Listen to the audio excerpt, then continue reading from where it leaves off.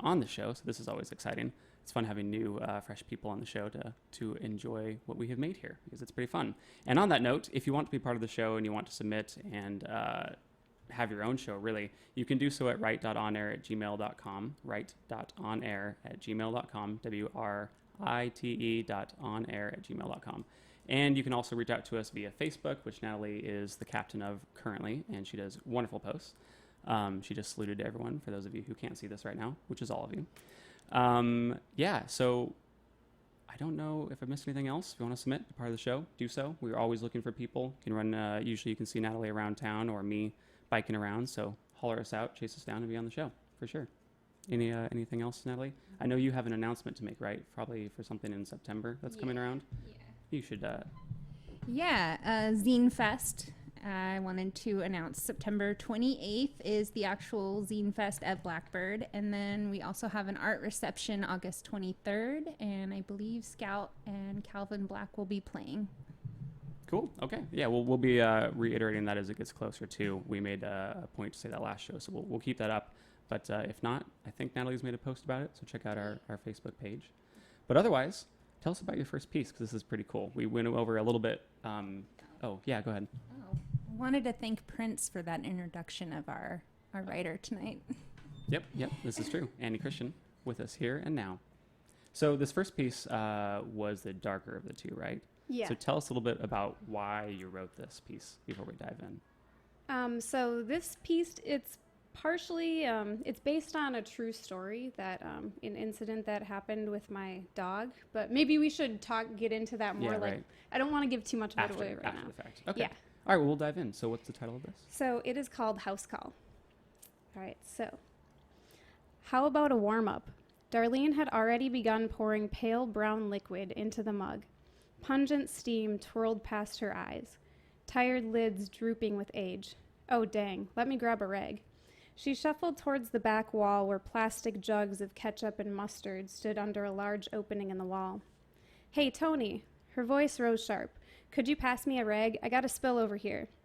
A man in a white paper hat looked at her from the other side of the cutout wall, then disappeared behind the divider.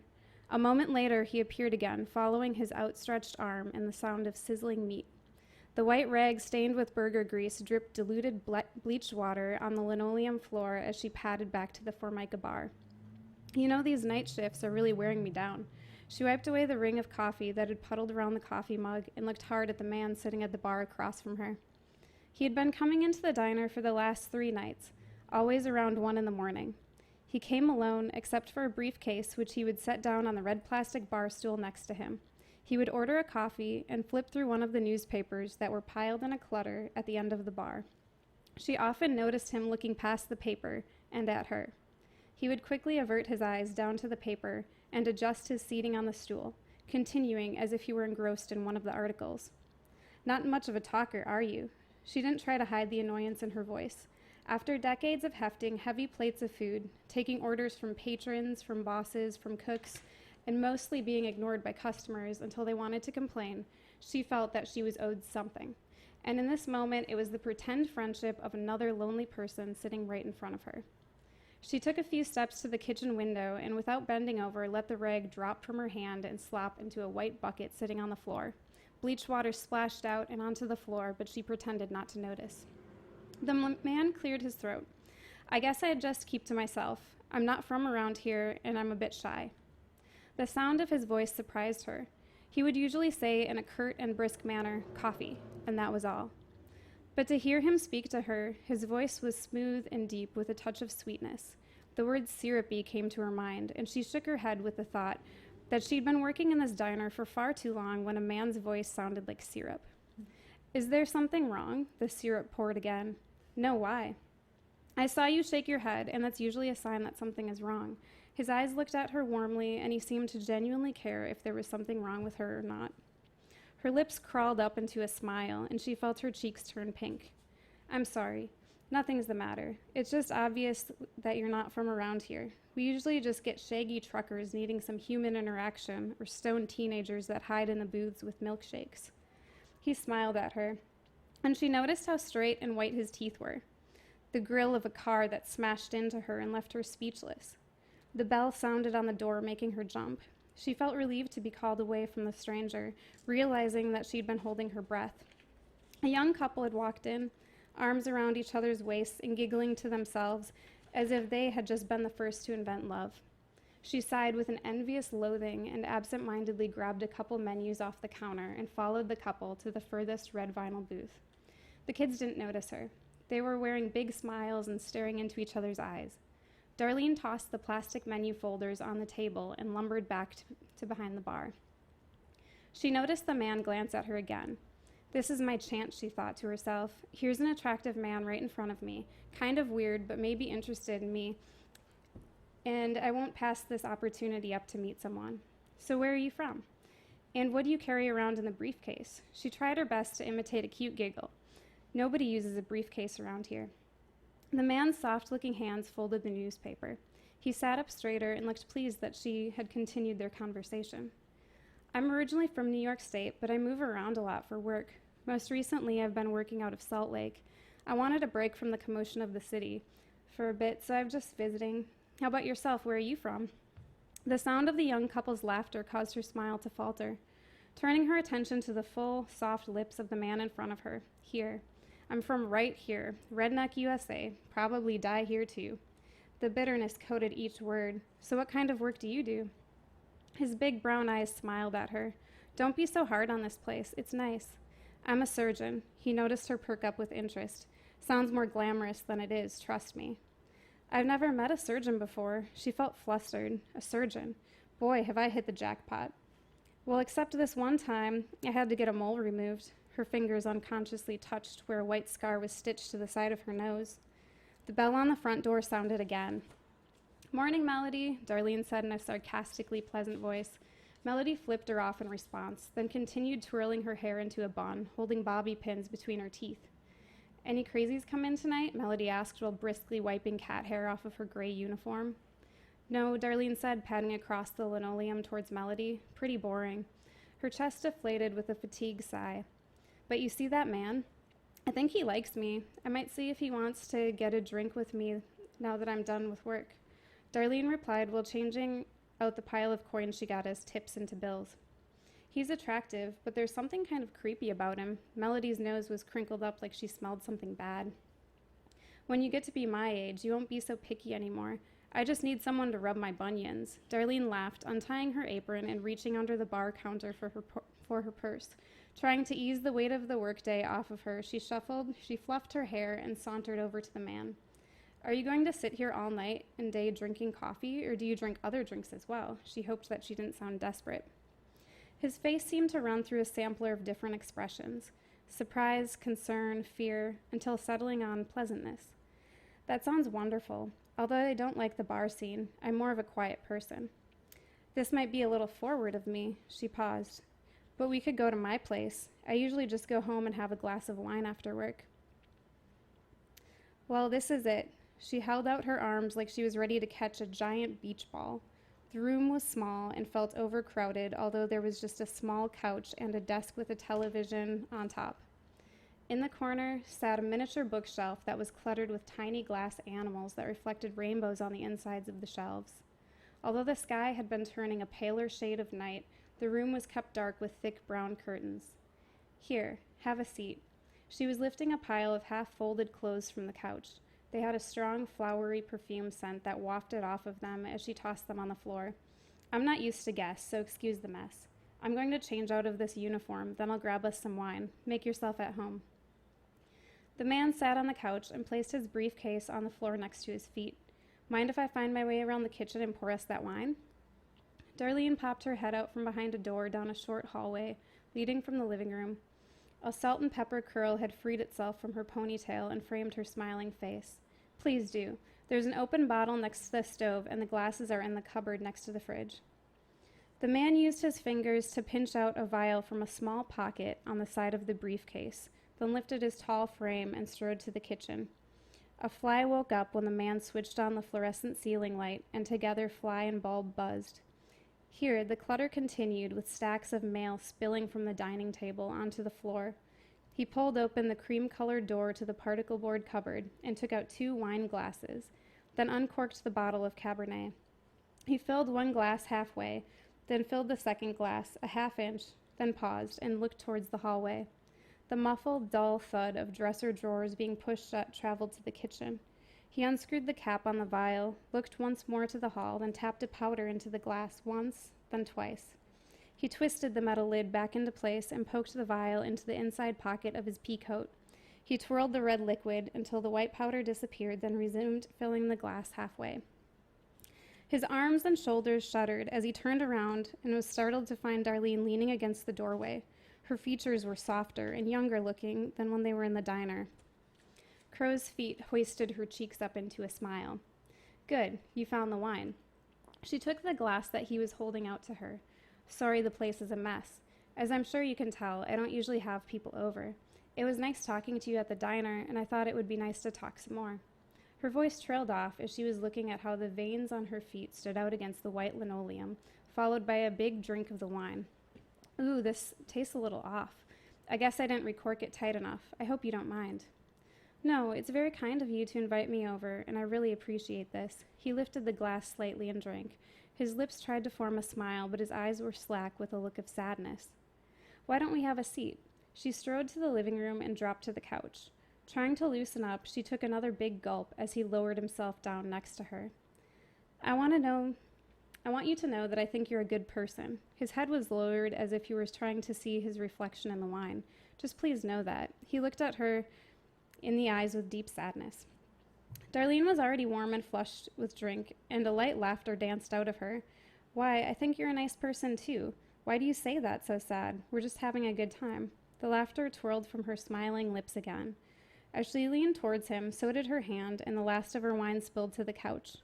I'm getting to be a real lightweight. Sheesh. She hefted to her feet, but tumbled onto her side, her forehead crinkling with frustration.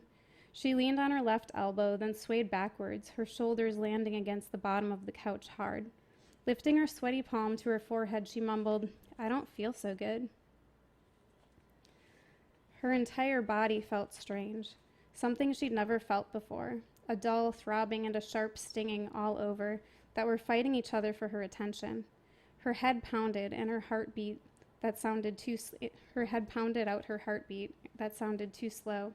Her heavy eyelids slowly opened, letting a painful whiteness stab into her eyes, closing them tight enough to try and squeeze out the memory of that white pain. She wanted to reach for something, to know where she was, but her arms were so heavy, it was a mental battle, to send the messages along her nervous system. She finally lifted her left arm. It felt like it was in gel. There was a strange sound of small, hard objects bouncing into each other, and then her arm became weaker and gravity pressed harder. She reached away from her body, but the weight of her arm was too much and dropped with a pain that tore to her core, and something hard crashed with a metallic ting. The sound alarmed her eyes open, despite the pain, and she blinked it in. Weaning herself through the burning in her eyes, she saw her body looking waxy, pale blue. Past her feet lay a beaded chain leading to a plastic drain plug, which was holding the ice water in the tub with her. Wet cubes hung half submerged on the surface. She slowly turned to see what the noise had been. She saw the beige plastic base of a telephone and the cord coiling towards the tub until the lip of the tub blocked her vision. She looked at her arm and let out a tired yelp. Her eyes scrunched up like disturbed sea anemones, as if to cry, but no tears would fall. Her arm looked dead. She looked back at the phone and noticed a paper with marker writing taped to it. I'm sorry I did this to you. Call 911 immediately. Tell them your kidney was stolen. Wow. Oh my gosh. Wow. Okay, Natalie, go ahead. I'm ready. Oh, Annie Christian, thank you so much for coming on our show, humbling yourself by coming on our show. I absolutely love this story, and in the vein of such classics as Knock Knock Scratch and other such famous urban legends, they all come from a true place somewhere out there in this horrific world of ours. You had mentioned that this was from something in your life. Yeah, so I went to the library one day with my dog, and I mean, part Chihuahua, a hairless Chihuahua, but they're part Newfoundland too. So they're a pretty big dog. And I think they look kind of human sometimes. And we were just hanging out at the library, and then I noticed that they weren't there anymore. And later I found out from the Humane Society, they got notified, and they survived, but they only have one kidney now. Oh my. Yeah. So there's a black market for dog kidneys? Well, they look human. Oh. Yeah. Yeah, that's the worst horror part of that. They look humans, they're not. Yikes. So they took the kidney, and it's not even, unless there's a black market for dog kidneys, like you said, Yeah. it's not a useful. The operation was for nothing. Thank you so much for sharing that with us. Yeah, I wanted to say too before we move to the next piece here, because we're running through the show pretty quick. I hate horror because I'm a big fan of it. It's hard to do horror well, I think, and this one has a really good mark of like a slow horror, like nails on chalkboard piece, where it's like all the indications of maybe you shouldn't do this. Listen to your instincts at the start are there immediately, and then as it goes on, like you force us to just walk as slow as painfully possible with the story, and I hate that and love it. Because horror, it always just like the things that we come up with is terrifying to me, but I love like watching it. So this piece was very well done in that aspect. Yeah, and talking about horror, I have read this a couple times, and I've noted that it starts off as something that could have been this story could have gone anywhere. And there's such just beautiful writing in it. And I wanted to point out this one part where you talked about the voice sounding like syrup. I love this whole entire paragraph here. The sound of his voice surprised her. He'd usually say in a curt and brisk manner, "Coffee," and that was all.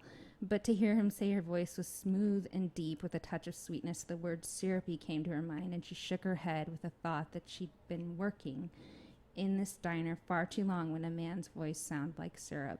Just wonderful the way that you carried on the entire metaphor of syrup, the imagery in that, the idea of a voice sounding like something, and the idea of the diner is just excellent writing in a horror piece, and it really puts you in that place, which would heighten the sense of desperation she's feeling, but also where she's going to end up, which makes it even more surprising in the end. So great work. Yeah, and I'll actually tag onto that too. The conversations during the diner were phenomenal because a lot of people will make the mistake, if you can call it a mistake, but I guess like it's hard to blend conversation and details. They usually focus on just conversation or just details. And so having conversation with the background details really gives a nice environment to hear the conversation, not just be listening to it. It's like you're sitting in the diner listening to the couple in the back talk about whatever they're talking about. There's a din of noise there, and that's really hard to get across in writing, and you nailed it. It's super cool. Yeah.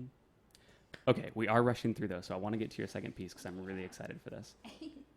Cool. Yeah. So I guess I called it Horse Lips, but I didn't really Untitled, have anything you a want. title for it. But anyways, here goes. Okay. I'm just nervous. I need to finish reading just 2 more paragraphs, then I can listen to some comments and go to lunch, Nikolai thought to himself. His tailored herringbone suit and the way he could see the fluorescent ceiling lights reflecting off of his cap-toed Oxfords accentuated his confidence, which he had an impeccable way of maintaining, even while his PowerPoint presentation was convoluted at best. If the same words had spilled out of the lips of somebody who didn't scour them with a sugar scrub, followed by a full-body, lips-included avocado mask, and finally a cranberry lip balm from the men's department, of course, the whole spiel would reek of incompetence. But here he was, in his early 30s, making a 6-figure salary with enough grease in his styled thick hair that he might blind airline pilots if it wasn't January in Seattle, and a strange gurgling in his lower abdomen that felt like bubbles rising in a freshly popped soda. Somehow he was able to maintain adding up symbols on the paper, computing meaning and making the correct mouth noises to sum it all up for the semicircle of serious faces watching him. He couldn't hear what he was saying. Distracted by small droplets of sweat he could feel forming on his hairline, growing.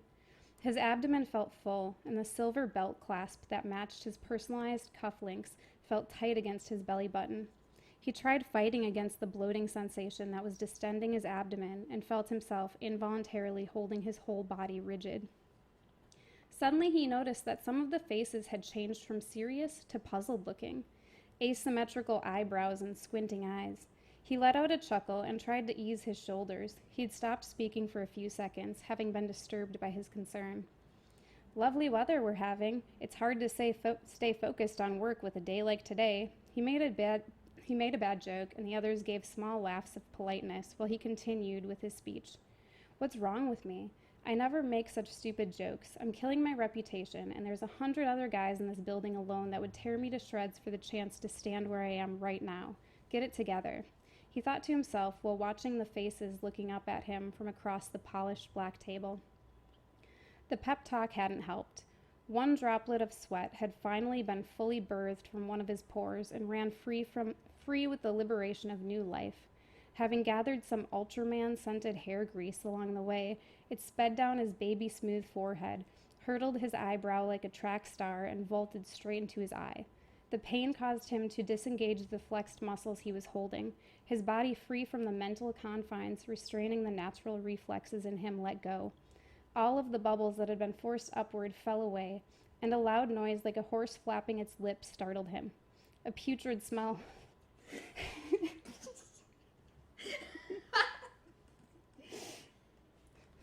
I would say get it out right here, but that's probably the wrong. A putrid smell began to grow in the room and found the nostrils of the sitting men, which distorted their faces like drawstring purses. Their features crushed in the middle of their faces, and their hands waved and pinched their noses. He stood alone with panic as the men filed out, saying things that Nikolai could only assume were cruel, because his shame was louder than the door slamming shut. He dropped his head and held his face with his hands. I'll take the rest of the day off, go home with a bottle of cognac, and forget this happened. As he reached for his Starbucks coffee, he noticed that sharpied along the bottom edge was sherry. His heartbeat quickened as he turned the paper cup. On the other side was a check mark in a box next to the word milk. The realization prompted him to dash out the door towards his office for his car keys, while a sense of doom began spreading along his nerves. Having suffered from lactose intolerance all his 32 years, he knew there was more to come. Oh my gosh. It's the farthest ends of spectrum we could pick on the stories for tonight. That's awesome. So before this show, you mentioned that this was one long fart joke, and I was like, that's interesting. I'm not sure where she's going to go with this. Now I know. And I feel better for knowing, I think. What do you think, Natalie? Well, as someone who has suffered from lactose intolerance, I really appreciate this entire story. But again, back to the writing itself, we'll stay on topic here. There's so much great detail in here building up this character who is obviously a working man, very serious, and then for it to happen to him at such an important moment is just beyond. And I'm going to point out this line, and I know I've told you, Annie, how fabulous this is, but the one droplet of sweat had finally been fully birthed from one of his pores and ran free with the liberation of new life. Having gathered some Ultraman-scented hair grease along the way, it sped down his baby-smooth forehead, hurtled his eyebrow like a track star, and vaulted straight into his eye. The fact that you carry that entire idea through of this piece of sweat, this tiny little thing, this little detail, is just excellent writing. I just wanted to know where you get your inspiration to write things like that. From the air? From the air, yeah. From your brilliant mind is the answer for that one. Yeah. I actually wrote down that same thing, because when you said that, I was like, that is one of the best descriptions I've heard ever. So yeah, literally, I wrote this down. The other one was blind airline pilots was my second one. Those two, I was like, I can't laugh right now, just be quiet. That was a really good piece. And in its own way, it's kind of a horror story too. That's a nightmare. I can't even imagine being in the middle of a speech or something and then having that situation happen. It's on par with the other one, but in a comical way. You've done so far from these two pieces, this is a really great, you have some really good range for your writing. Some people focus on certain styles and stay focused in one little area, but you have stretched far, and that's really cool to see with writers. So yeah, what do you have to say about this piece? If anything. I think it speaks for itself. Mm-hmm. I think so. I think it does. Well, yeah. I was going to ask, what sound does it make? We don't have to go there. You can make it. We'll try this for the ending of the show. If you had to give people advice on writing horror, like a horror genre, what advice would you give them, if any? We have lots more questions, so if this one doesn't work. Ooh. Mm-hmm. I think pretend like you're living it. Oh, okay. That'll get you right in there. Yeah. Pretend you're living it. I don't know. I worked on this farm in the middle of nowhere, and I just started trying to pretend like, well, it was also in Wisconsin where like Ed Gein is from. So Yeah. I was just like, maybe what if there was somebody out there, and Yeah. trying to psych myself out for days. Eventually the actual fear takes over, and then you're not creating the story anymore. The story just writes itself. Yikes. We've talked about like using emotions in other capacities. I don't know why I haven't thought about a horror emotion too. 'Cause we've thought about like sadness or anger and stuff, and we've seen that channeled into it. I've never really thought about channeling like horror into a story, but that is solid advice. Wow. Well, we're actually pretty close to the end of the show. Natalie, you have anything you want to wrap up with? Anything you want to ask? Yeah, I wanted to add that you seem like whether you're writing horror or, I guess this would be horror, urban legend type writing, or what seems to be a comedy piece, you do have a definitive voice. How long have you been writing for that you've been developing this really pretty comical but also serious voice of yours? I don't think I ever really stopped writing. I remember in elementary school, like one of the first real projects we had to do was journaling, and I just kept running with it. We'll ask the generic one that we usually ask. Piece of advice to new writers trying to get into being a writer, or just writing for fun, or writing to be on the show or anything. What would you give them? You can't really control things. You have to love the process. If you have a vision of where you want something to end up, I think it's better to have a really vague idea, because as soon as you start writing, no matter where, you can't force it. You can, when you read something and you can tell when somebody's been forcing it, is when it's really like dry and not as interesting to read. But as soon as you start writing, sometimes I'll have an idea of where I want it to go, and it goes somewhere very, very different. It'll keep the emotion, it'll keep the original feeling, but art is its own entity, and you just have to like respect that. So losing control is the best way to roll with it. Awesome. Yeah. Let it be natural. Wow. Solid. Man, this has been a great show. I'm trying to think of anything else to hit. Thanks for being on the show. This was awesome. Yeah. Thank you. Any Somebody question? once told me that I had the looks for radio, so I'm glad to finally I be can on the attest air. Opposite that. They were jealous. They were jealous. That's the correct one there. But yeah, thanks for being on the show. This was a blast.